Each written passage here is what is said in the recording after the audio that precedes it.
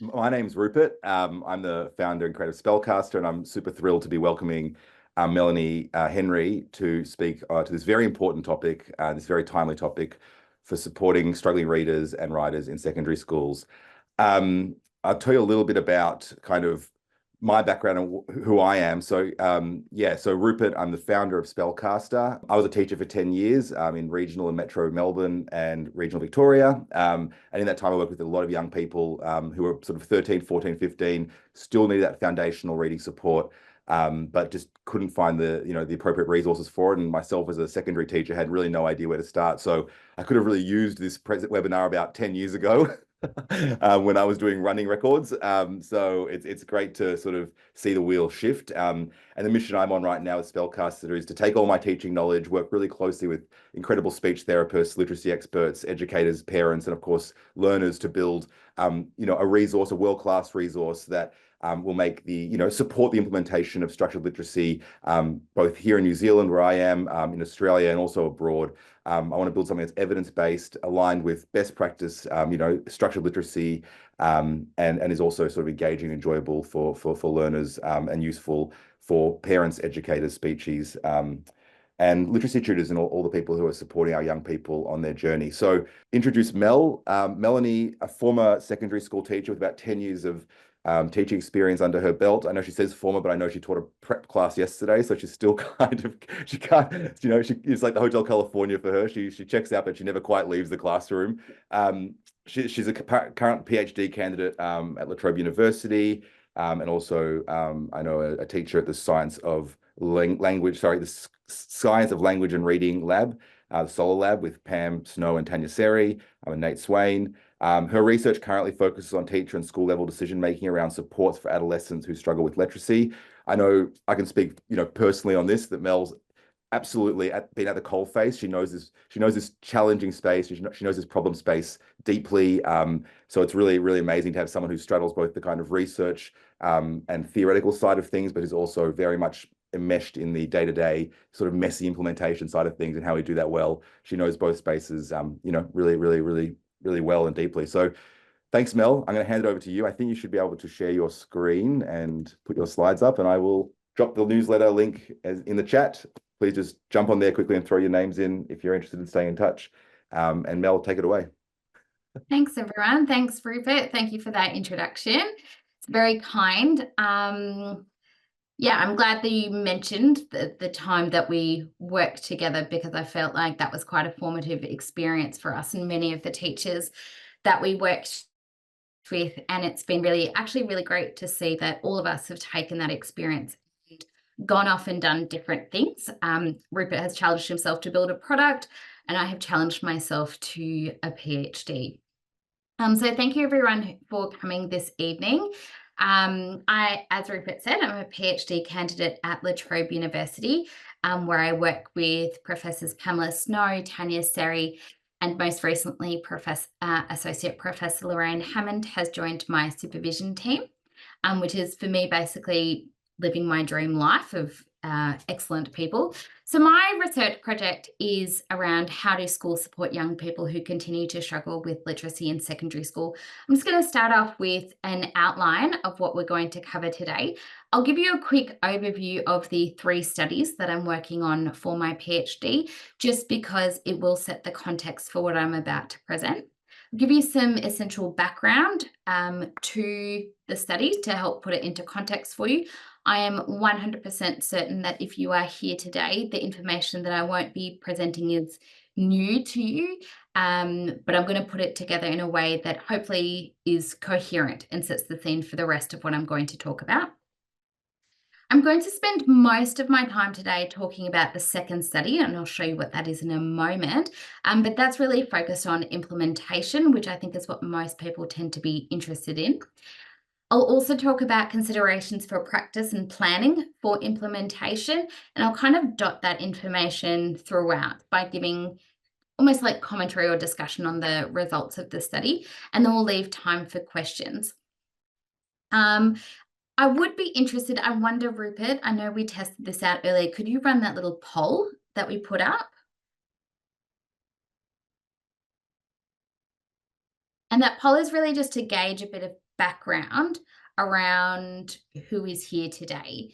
And I'm just most interested in that because it'll just I'll just tweak my comments ever so slightly.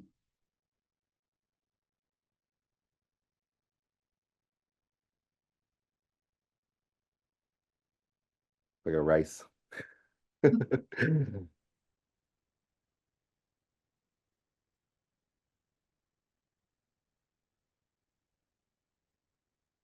All right, is that all in? Almost, I think it's 4 left, but I think that's a pretty good sample there. I think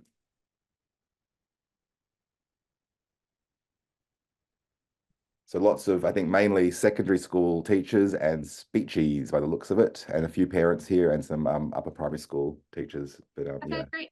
Cool, thank cool. you. Thanks. So I'll just move on. My background, why I'm interested in this research, as Rupert already mentioned, I was a secondary trained teacher like Rupert, got into classrooms where students really struggled to read the text and access the learning through text. And I became more and more aware of the importance of language and text in learning. I wasn't an English teacher, I was a humanities and languages teacher, but all learning is mediated through language, whether it is spoken language or print language. The oral language we use becomes increasingly complex as we move through secondary school, and as does the written language. So I was a classroom teacher and instructional coach. I was looking for ways to support the teachers that I worked with to help them better support students. I have always worked in schools serving low SES and at-risk cohorts or communities.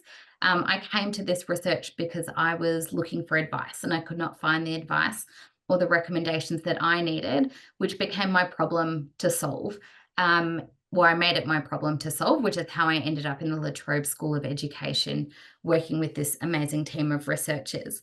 In other parts of my time, I also work at Oka Education, which supports schools and teachers with the development of high quality, evidence-informed and comprehensive curriculum materials. So yeah, I try to stay involved with schools and teachers in many different ways. So my research has 3 main studies. The first study was really examining the current published literature, really around the guidance to support struggling adolescent learners. So what does the research explicitly tell teachers to do in the classroom? So that's what I was really interested in, because I didn't know at first, what does the research really tell teachers? What is out there when they're looking for guidance? Because it's not coming through clearly in policy or practice recommendations that are otherwise published. The second study in my PhD involved talking to teachers. I spoke with 22 teachers around how does literacy intervention happen in their schools. And so that's what I'm going to spend most of my time talking about today. The third study, which will run next year, is I'll be case studying between 2 and 4 schools, depending on who you ask and when you ask them what I'll be doing. 2 and 4 schools that have a really strong intervention program, and looking at, well, what are the key factors that make those intervention programs strong and successful? What kind of results are we seeing from students? What are the interventions? How much time? How do they staff it? How often in a week? How long do students participate in intervention? So as I said, I'll spend most of my time today talking about study 2 and the findings there, but we'll also spend a little bit of time at the end talking about study 1, specifically how it relates to the guidance. And so what are the practice recommendations to teachers? So just to give you a bit of background, when we talk about literacy, we're really just talking about reading and writing. We're not talking about other literacies today. I know it's very popular to talk about media literacy or digital literacy or any other kind of literacy, but we're really just talking about reading and writing, and that can be typed or print or whatever, but reading and writing is the modes through which learning is mediated. So we know from national assessment data that Year 7 students begin secondary school with really varied levels of literacy attainment. We can infer that some of this is a result of really varied teaching practices that come from primary school, where the students come up through primary school and their experiences of being taught literacy what they've been taught or how they've been taught can be quite different. We also know that students who cannot read or write by the time they are in secondary school require highly specialised support to catch up. We're working with adolescents. They're very they can sometimes be a really volatile group, but it is also a really sensitive time in their lives where they're doing a lot of developing. They're trying to work out who they are. They're trying to work out who their friends are going to be, what their image is going to be, and being behind their peers is a way of not fitting in. So that can be quite sensitive for them. Also being quite far behind, they need accelerated learning in order to close that achievement gap. We know that schools have been pushed to provide literacy support, but they have had limited guidance on what to do or how to do it. And that push has really come from the fact that we have this national data, amongst other things, that we have this national data that shows how many students are at risk. And we also know quite a lot about what are the risk trajectories for young people who still struggle to read and write in secondary school, that they are more likely to be at risk of having lower future economic outcomes. Their health and well-being are at higher risk. They'll have less chance of having jobs or the kind of work of their choosing. So there are lots and lots of risks associated for young people who are still behind in their reading and writing skills. We know that when schools provide literacy intervention, it's often conceptualized through a response to intervention or multi-tiered systems of support model, but this is quite different to primary school, where in secondary schools, the emphasis is on catching students up rather than supporting them to keep up with their peers. And I'll talk a little bit more about this later. And the research has also shown many studies that focus on what to do rather than how to do it or the required enabling conditions. And I think, many secondary school teachers can appreciate that secondary schools are really complex environments. We're governed by pretty rigid timetables. It can be hard to introduce something new into the schedule, particularly something that is not in the curriculum already, or there's no time for it given in the curriculum. So I want to talk briefly about response to intervention in secondary settings. This is a model of, it's quite a model that, sorry, I'm just stumbling over my words. I'm quite tired now. The response to intervention pyramid, where when we think about instruction, we can think about instruction in 3 tiers. So when we talk about tier 1 instruction is the core classroom instruction that all students receive. Ideally, tier 1 instruction caters to and meets the needs of 80% of our learners. Students who require some additional support to keep up with tier 1 instruction receive an extra dose of tier 2 support. Ideally, this is a more intensive dose of tier 1 instruction. The idea here is that it is short-term, small group and intensive instruction to support students to engage in tier 1. In a smaller number of students, so somewhere between 2 and 5%, will require ongoing intensive and individualized instruction from someone who is highly specialized. Ideally, students who require the tier 3 instruction also receive tier 2 instruction and also have access to tier 1 instruction. This kind of model comes from public health models where prevention is the aim. We want to hit tier 1 instruction to prevent students from going into these, from requiring more intensive supports.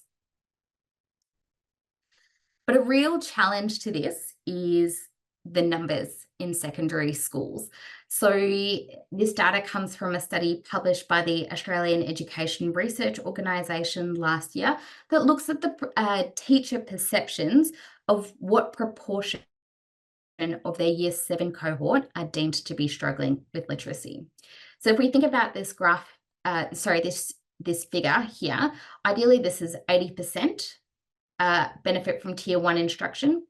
Somewhere between 15 and 20% will require small group short-term intervention, Tier 2 support, and somewhere between 2 and 5% of students require this intensive ongoing support. But response to intervention is really tricky in secondary schools because the numbers are really high.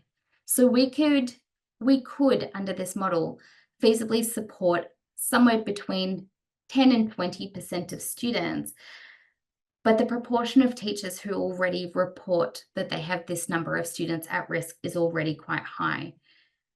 But in the government settings in Australia, more than 1 in 5 teachers report that they think that over 50% of their students are struggling with literacy. So it's not really a number that is manageable and with the resources that we have. There's quite confronting figures, so I'll just give you a moment to have a look. But also, I've just popped the link up here to the report in case anyone is interested. It's quite an interesting study. They surveyed, I think it was over 200 teachers to find this data around what kind of interventions are happening in their schools, whether or not interventions are happening in their schools. And for a large number of schools, there are no interventions happening. So I'm going to move now to talking about the second study that I did. The second study that I did was with secondary school teachers, and I required that they were current secondary school teachers to participate and that they were active somehow in providing intervention to secondary school students. And I was really interested in particular in students who were of this age group, and I was quite strict about it because secondary school contexts are so different, which is why I really made that focus quite narrow. I was also interested in anyone who had a decision-making role concerning the provision of intervention for secondary school students. Interviews were scheduled for 60 minutes, and my main question was really, how does intervention work in your school? And from that, it really sparked a lot of sub-questions. So how do you identify and select students? Who teaches the intervention group? What are some barriers or enablers? How do you measure progress of the intervention? What is the dosage? So when we talk about dosage, we're talking about how long are the sessions, how often are the sessions, and for how long? What is the overall duration? How do you timetable intervention? Do the students engage? Are they interested in participating?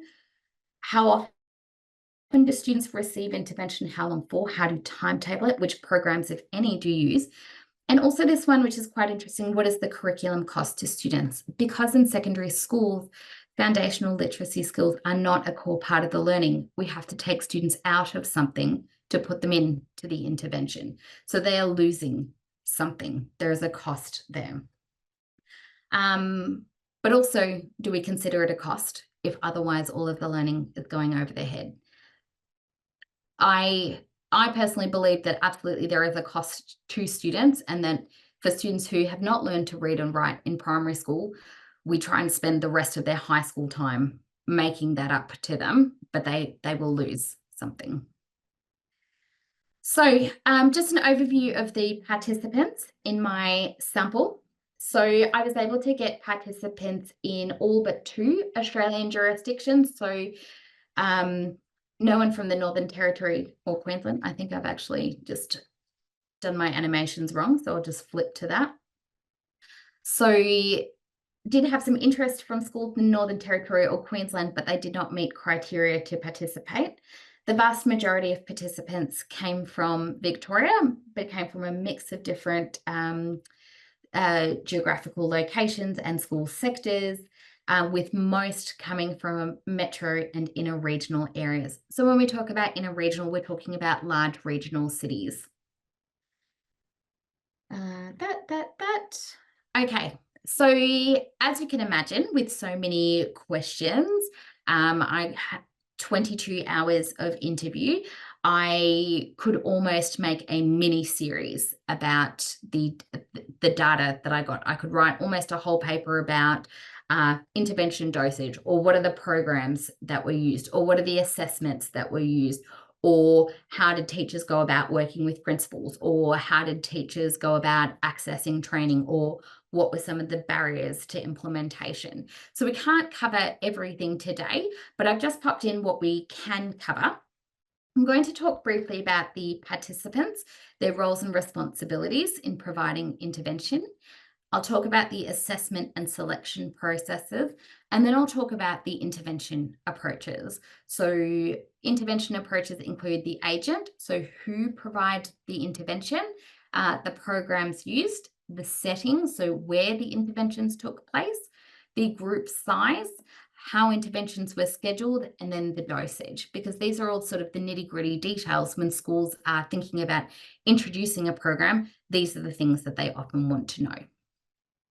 So I just want to provide this brief note on the participants. All of the participants in my study volunteered. All are highly committed to improving student outcomes, and many of the participants work in really challenging contexts with high student need, limited resources. They're working in contexts where the priority within the school varied, and many had mixed access to supports. So the literacy leaders, I know we'll consider everyone in this study some type of leader. Many of them held additional leadership roles, but not all of them did. It was quite interesting that the most common way of conceptualizing a literacy leader, or where literacy fell under different portfolios of responsibility, was with the leader of inclusion, learning support, or disability. Being a leader of literacy is a really huge role, but it was rare in my sample for anyone to have this as their primary focus or in a full-time capacity. So broad role, really diverse expectations. So the people that I spoke to were responsible for advocacy, so advocating for their students to have intervention, advocating with their school principals for intervention to occur, working with parents to advocate for system level support. They provided small group intervention. They were also classroom teachers teaching in mainstream, so juggling both roles. They also had roles in capacity building within their schools, so supporting professional learning communities, providing coaching, providing regular whole school professional learning. Some were involved in school leadership, so they had administrative roles as well. They were involved in coordination, so the administration, organising, timetabling of staff. They managed staff, so the staff supervision, which included non-teaching education support staff.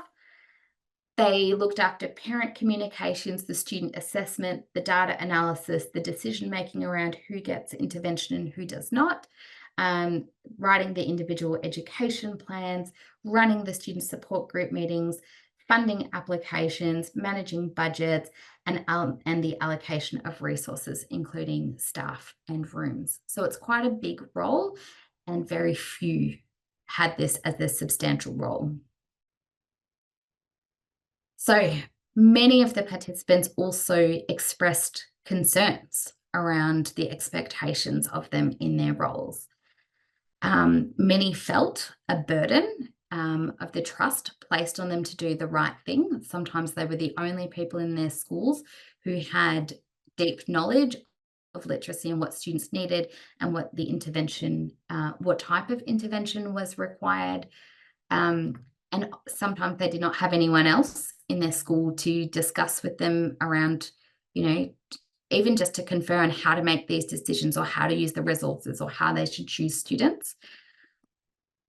The workload, so some of the tasks shown on the previous slide, really impacted on the time they had on what they could actually do with the students.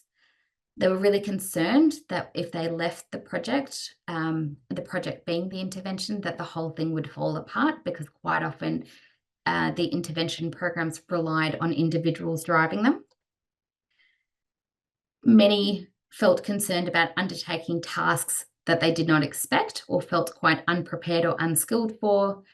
And they were also working with colleagues who are overwhelmed by the demand. So just come back to that point about these numbers, the numbers in year 7, let alone year 8, 9, 10, 11, 12 of students who require intervention support. So within the school, resources are finite, and schools use a variety of means to select students, and limited resources mean that often the school leaders need to make really hard decisions. So I'm just going to put up a couple of quotes from the participants and give you a moment to have a read through those.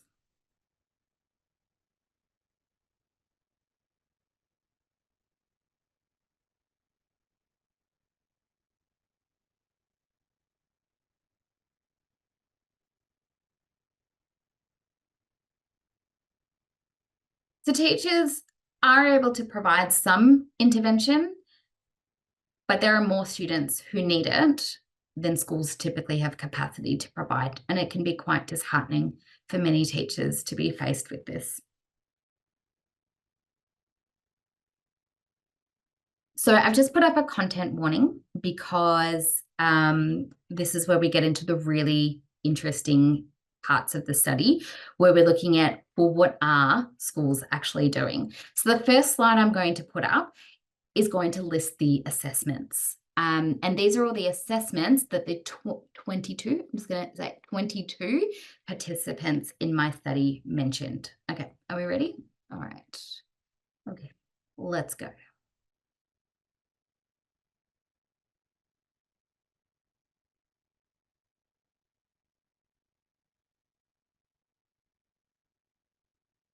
And then it just keeps going. There are more. Okay, so teachers refer to a really wide range of assessments.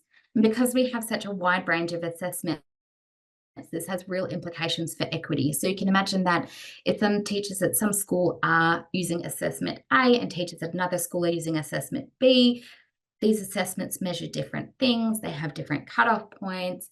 That students at different schools may not have equal opportunity at accessing assessment because their assessments might show different things.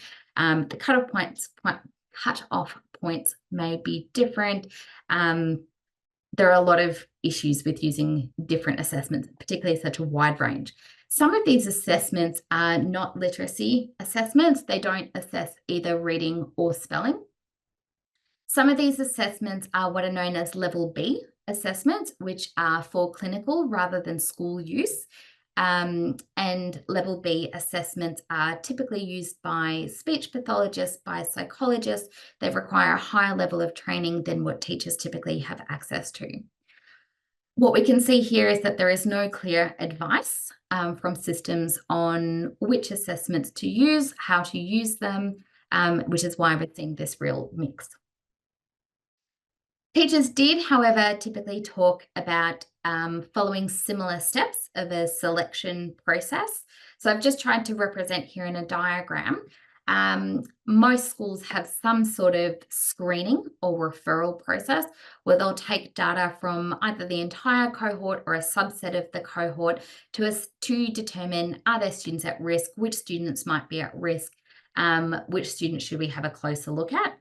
Then there is some sort of typically a second round of testing that the students go through, which might be a diagnostic or a placement test. Could be a placement test if a school uses a particular intervention program and they want to determine where for the student they should start.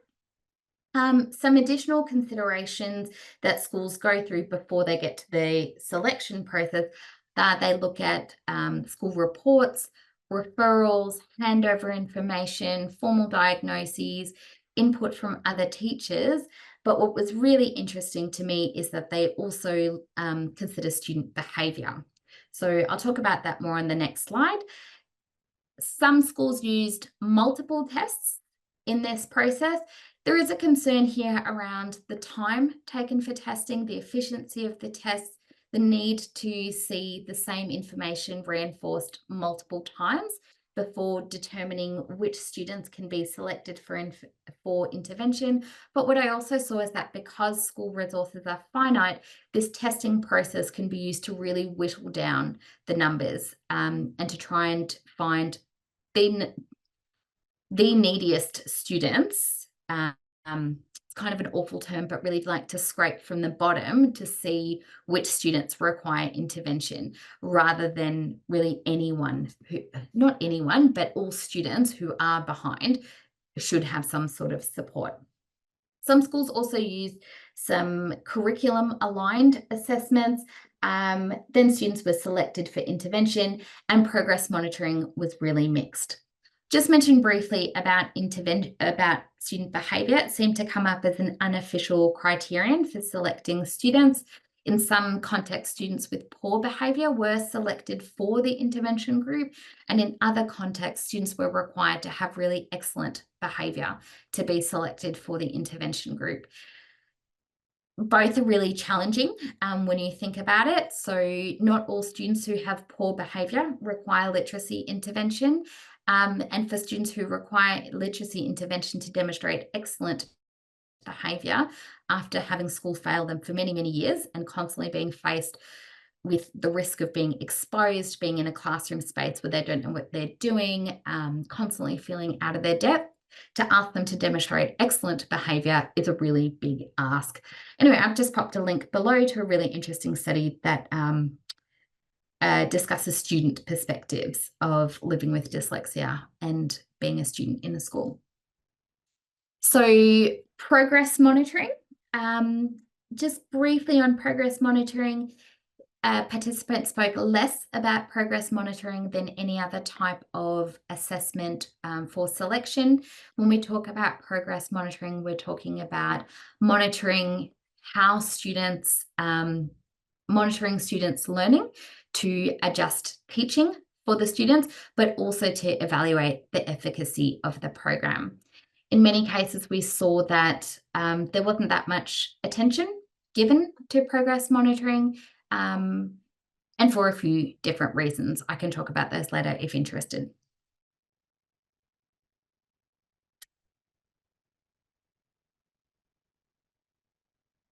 So attendance was one that probably was the most closely tracked, more than anything else. So intervention agent, when we talk about the intervention agent, we're talking about who actually does the intervention, who is in the room with the students. Many of the participants in the study who were teachers provided the intervention, but also non-teachers provided the intervention. They formed a core part of the workforce. So here I've called them education support assistants, just to clarify the different terms that are used across different jurisdictions. But we're talking about non-teacher, often certificate qualified individuals. They're asked to do the work of specialists at a fraction of the cost. So if you can imagine, non-teacher trained person, non-speech pathologist person is much less expensive. And who staffs the program also ends up informing what kind of program they choose, or the hours. So there's a lot of interplay between these different factors. So the role of the ESA differed across different contexts. So in some cases, they had full responsibility for the intervention program, implementing it and determining it. And in other contexts, they worked in a mixed team. Some were trained in intervention programs and others were trained informally only. And when I talk about informal training, that means that they observed a teacher implementing the program for an unspecified period of time before they were then asked to implement the program. And so the intervention agent influenced what kind of program was chosen, how it was scheduled, and the dosage. So I've just provided some quotes from the participants.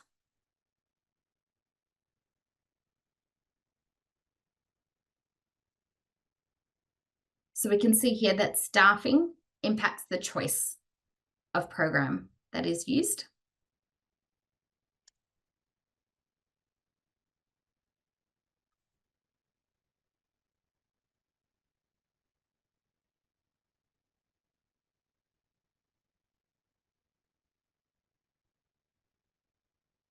but also here we have someone who has lived experience and who then really took on the training. So let's move next to the intervention programs that teachers discussed.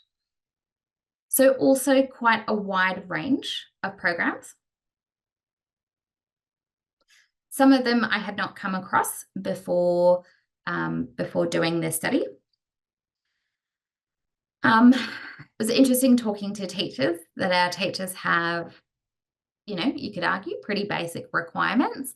The programs need to be easily available, ideally free, quick to learn, that they can be delivered one-to-one, small groups, or whole class, and that they are also effective. But we also want programs that are age appropriate and dignified.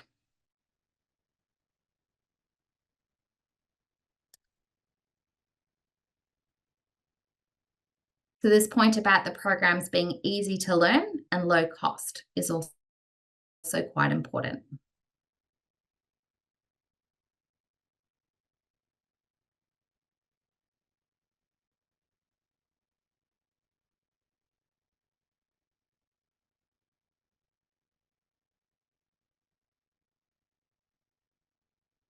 But I'll just also add here that there are many of the teachers that I spoke to were really concerned about those students that they could not reach.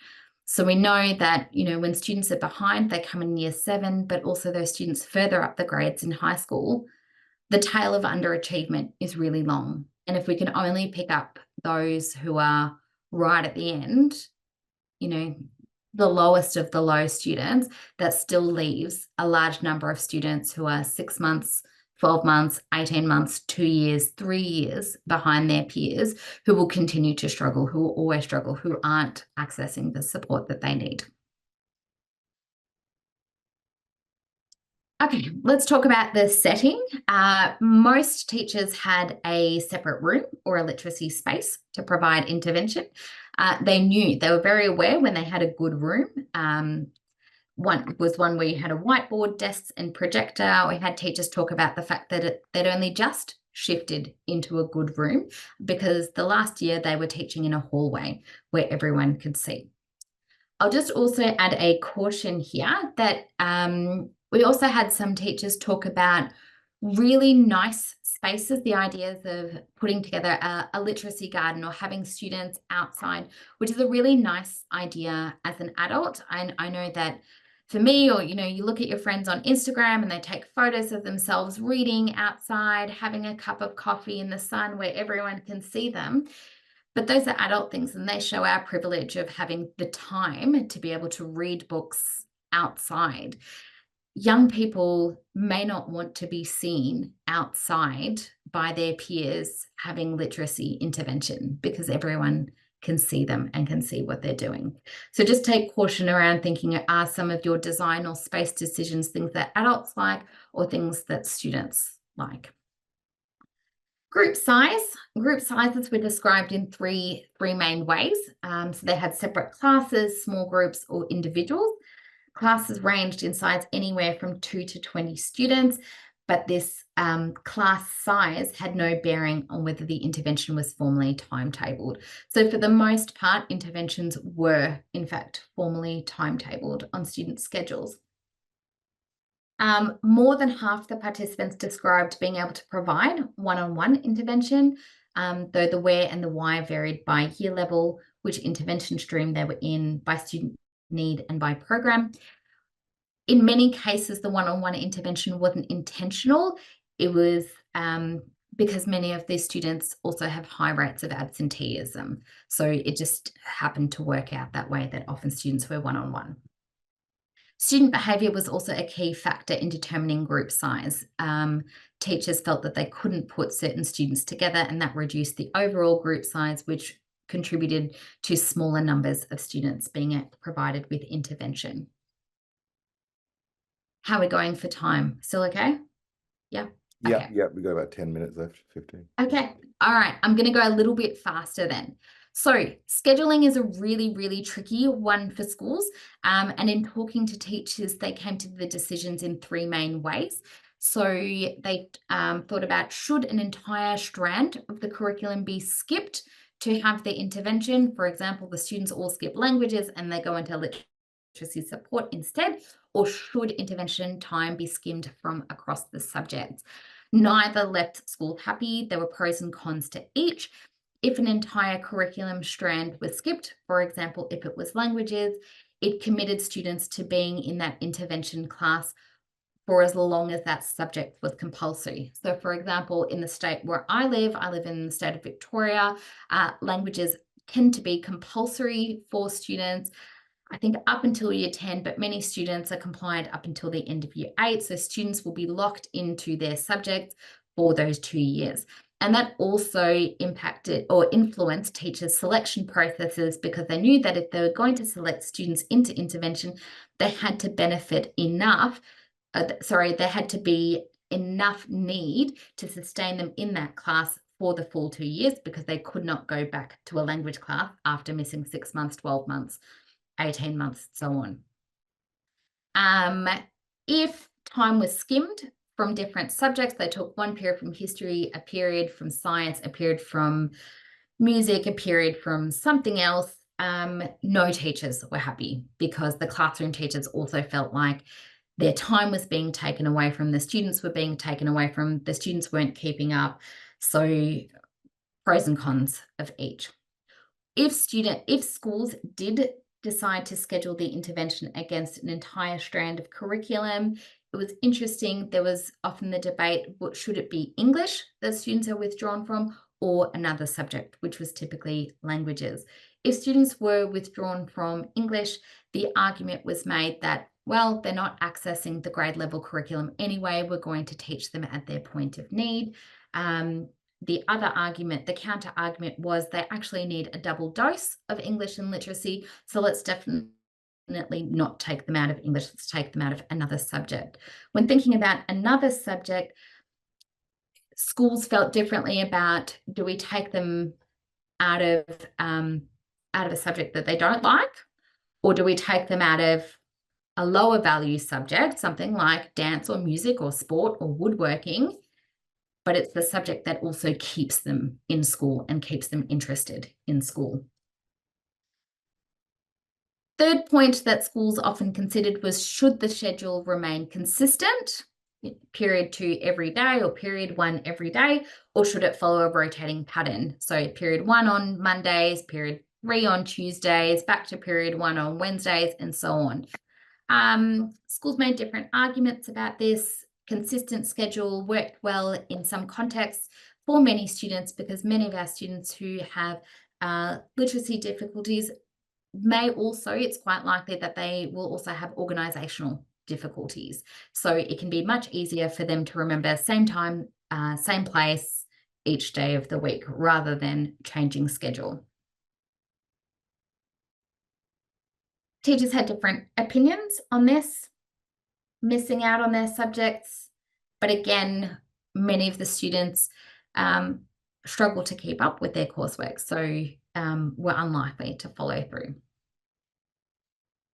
Timetabling, always an issue in secondary school, but particularly where there is no real space in the curriculum for foundational literacy, because it is the expectation that foundational literacy will be taught in primary school.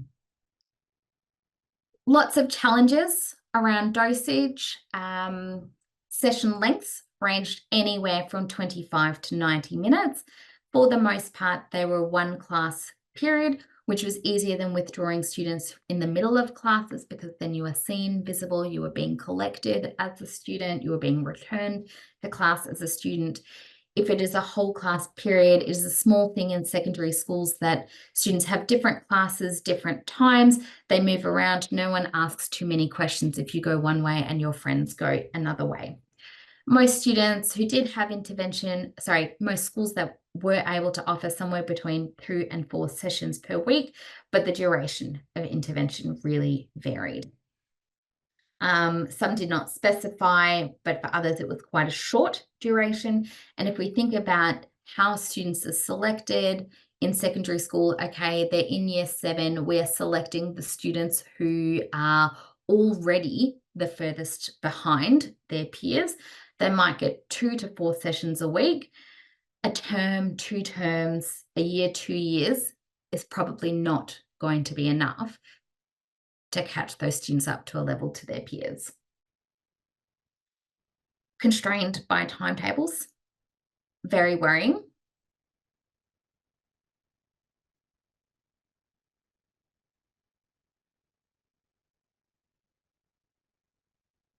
So my ongoing questions are around guidance for teachers on the selection of assessments, on the instructional materials, and where to get good information and advice. So I'm just going to whiz through this very, very quickly. There were some recommendations that came out from my systematic review that looked at what was the advice to teachers. It's really interested in the recommendations, but also, do students like it? How is it implemented? And are the effects maintained? If as a teacher or as a school, you are going to invest in an intervention, you want it to last, because you only get this time with the students once. Skim through this. This is sort of the formal results of the study, but what I will show are the summary of the findings. So there were recommendations that came out around word recognition, around what we should do to teach vocabulary, around fluency, around comprehension. If you do go back and watch the recording, I do encourage you to go back and watch the recording. Just hit pause on this slide and the next slide. A lot of the things were inconclusive from that review, but what I would like to share are a couple of resources that I think are really, really helpful. So I'm going to show one around how to think about supports. Fantastic paper. This one, evidence-based reading instruction for secondary school students. This is one way that they conceptualize the intervention, what should happen at tier 1, tier 2, and tier 3. So all students require instruction and in vocabulary and reading comprehension. Some students will require ongoing instruction in fluency and multisyllabic word reading. A lot of the vocabulary in secondary schools tends to be more complex and polysyllabic, and a smaller number of students, ideally a smaller number of students, require foundational word reading skills. Some great resources on vocabulary. I popped all the references in there. These are really, really practical texts. They've got the recommendations and resources in this one, and this one has scenarios describing how the teachers do it, so with model scripts. Also want to mention briefly writing. This didn't come up in my systematic review, but this is a great paper that came out earlier this year. Just some key things from these 2 papers. Increasing time spent writing is not enough to improve writing, but spending more time on writing is more time spent thinking deeply about content.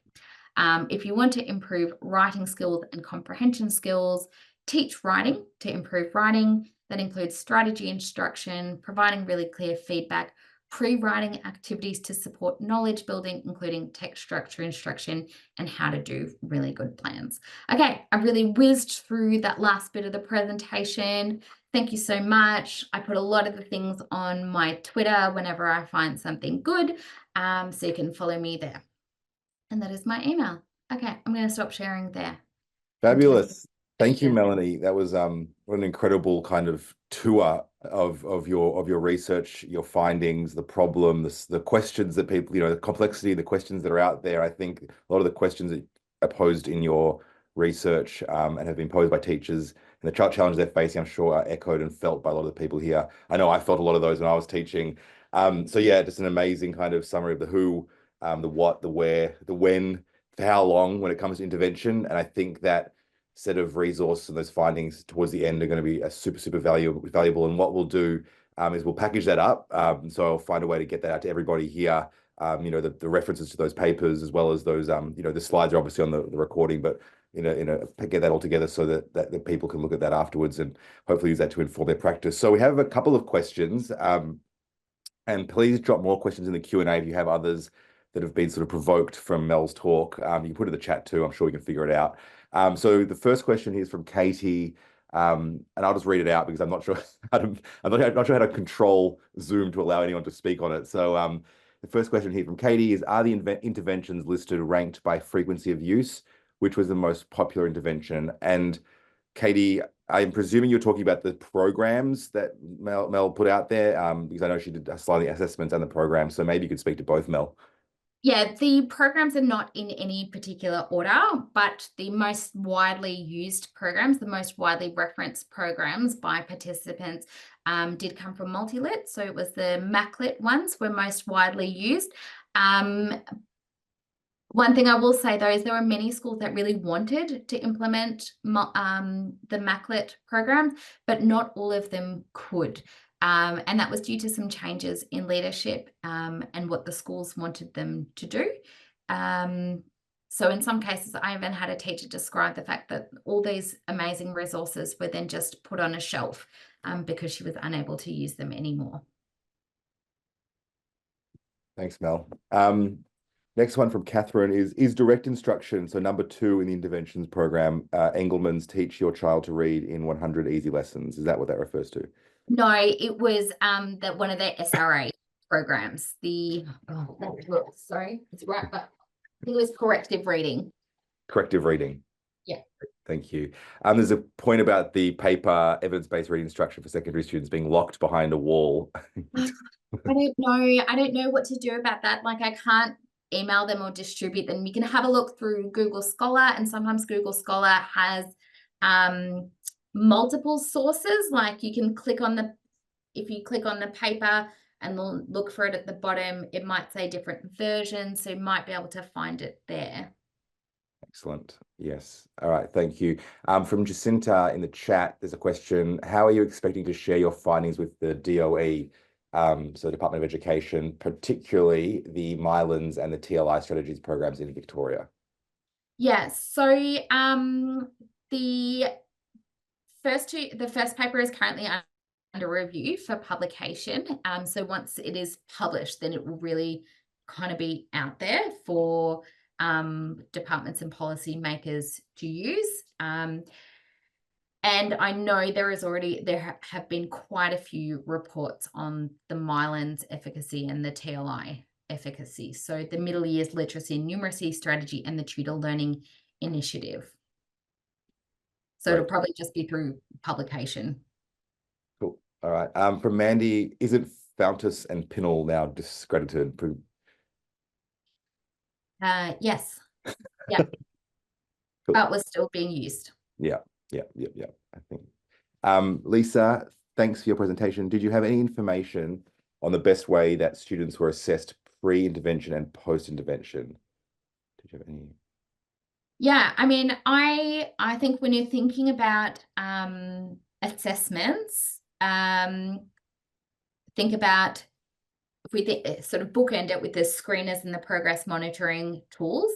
If you are screening students, you need to really think about the size of your school, the size of your cohort, who will administer the assessments, and what is feasible in the time that you have. If you have a school cohort of 1,000 students, it is not feasible to do individual one-on-one assessments with all of them. So something like the Dibbles assessment, it just doesn't work. So you might need to use a spelling assessment as a screener so that you can work with a smaller subset of students, but something that is valid and reliable so that it tests what you actually want to measure and that you can trust the findings from it. Same with progress monitoring at the end. So I find the Dibbles assessments incredibly valuable. They are free to access. They have a number of subtests that you can use that provide really reliable data. There are Australian norms now available. They are a series of 1-minute assessments as you progress up the year levels. There are only 2 tests, a reading fluency assessment and a maze assessment, which is a reading comprehension vocabulary test, which brings in students' linguistic knowledge, syntactic knowledge, vocabulary knowledge, a little bit of background knowledge, but they do multiple texts. And that's a 3-minute written assessment. Those are two really reliable assessments that you can use to bookend. And then when you're talking about other assessments, they should align with what you're going to teach, because the diagnostic assessment should inform, well, what are you going to do next? What teaching are you going to do next? So that's DIBELS, DIBELS, for someone who was asking how to find it. And there are lots of videos available on how to administer the DIBELS, or what the DIBELS is or are. Excellent. Dibbles. And I've got Mandy here with her hand up, so I'm going to allow you to talk, Mandy. So, oops, I've just lost you now. I tried to click it and it disappeared. So maybe Mandy. Oh, there you are, Mandy. Okay, I'll try again. Hi, you can speak, Mandy, I think. You can come off mute. Okay, can you hear me? Yes. I didn't mean to raise my hand, but I'll talk anyway. Great. Just to reinforce what Melanie was saying about DIBELS, it was the first time I've been aware of it this year, introduced by a literacy specialist at our school, and we used the DIBELS maze for our Year 7 cohort of 230 students at the very beginning of the school year, because we feel strongly, even though we get some data from our primary feeder schools, it's sometimes not very accurate and it's a little bit of a mishmash. So we wanted to do a screening. And so we spent the first 3 days of Year 7 this year doing some sort of program with all of the Year 7s to integrate them and to introduce them to high school. And the testing suites were rolled out in those 3 days, and it worked really effectively. Amazing. Awesome. Thank you for sharing that, Mandy. Fabulous. So it sounds like Dibbles is a great resource to look into. Awesome. Okay. There's a question from Catherine. Can you recommend any resources that teachers are using effectively in classrooms to improve writing?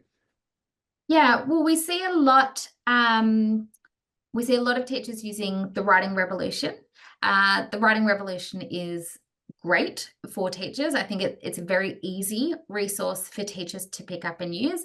It can be integrated across a range of curriculum areas. It's not curriculum specific, and it provides a very clear structure for teachers to adopt to implement right away. So you could have a look at it, have a look at one of the chapters on how to write better sentences and implement it the next day in any subject area. So that's one resource. Another resource that I really like using comes from William Van Cleve, and William Van Cleve's Writing Matters resources. So there is kind of a thickish kind of teacher book, but there are also student workbooks, a student workbook called Sentence Sense. And what is really great about these resources is they teach sentences and English grammar in a really clear way.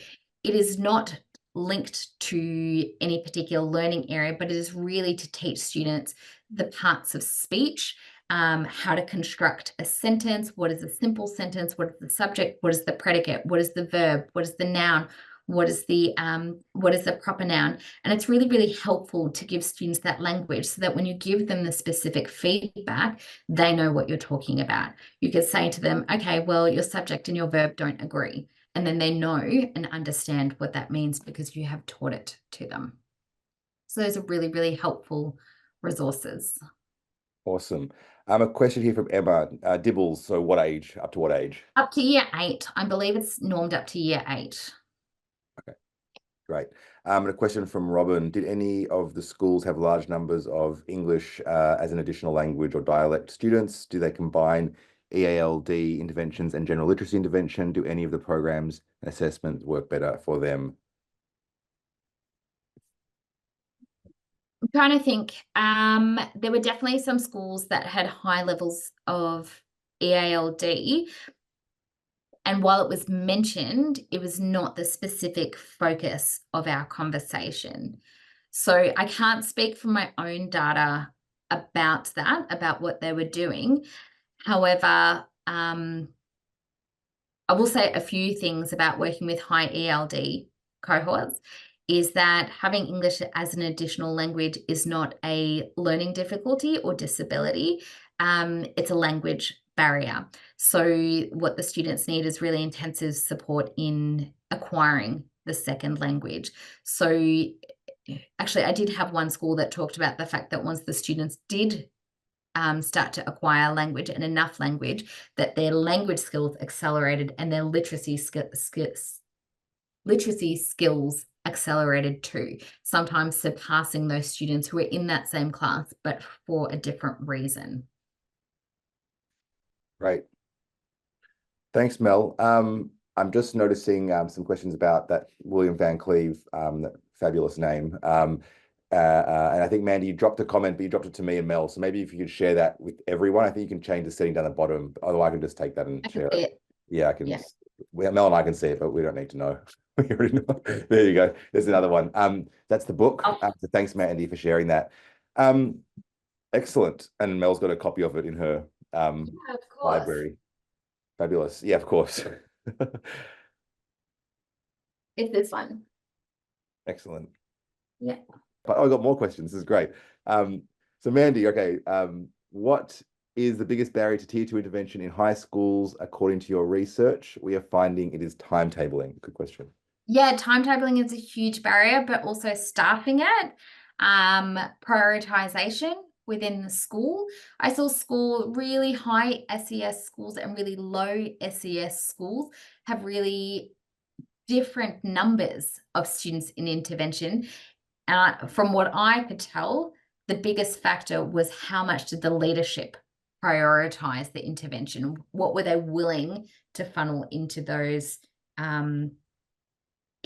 areas in the school to support literacy intervention to happen? So some really high SES schools had very little support. They funded one education support person to work with the students.